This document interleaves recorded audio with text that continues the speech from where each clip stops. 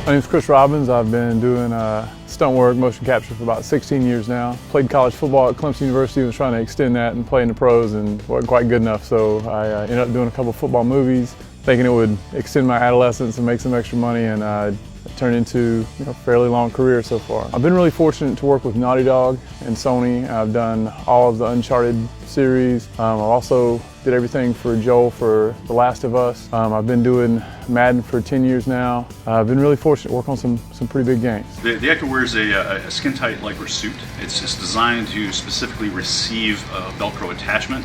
And so we attach a series of highly reflective markers to the suit and then cover them with some adhesive to make sure they stay put. Those markers reflect the light that's cast out by all the cameras in the volume.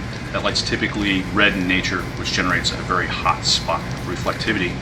And then as the cameras look at this, any 3 cameras in this particular capture volume can catch the position of this marker via triangulation in space and then track its movement as that marker translates through the entire volume and cleanly watch that motion as it moves through and capture it in the computer, and then of course reuse it later on any character we choose. The hardest part today is when you just happen to be doing all the crouch shots. Crouching, walking backwards, crouching, looking over your left shoulder. If you do all the crouch walks in one day, you can't walk the next day. The more elaborate fight scenes, they're difficult, but they're so much fun.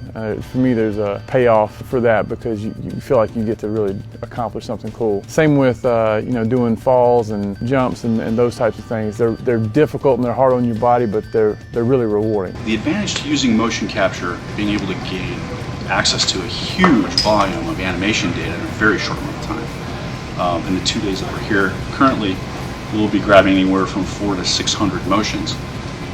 Trying to animate something like that by hand would take a large team of animators several months. We do have some cleanup on the back end, but overall I would say our time savings is going to be in the range of 75 to 80% overall, and we'll be able to do it with a team of 4 animators.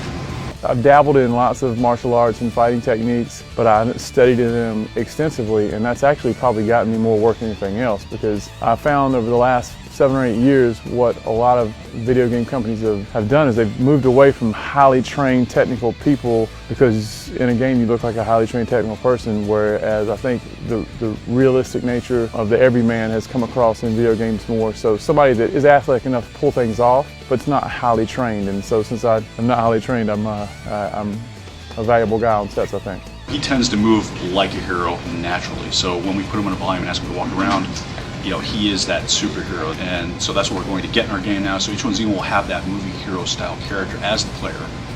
So those that are playing our game will get to get that feeling from the entity they see on screen and from, of course, the opposing players.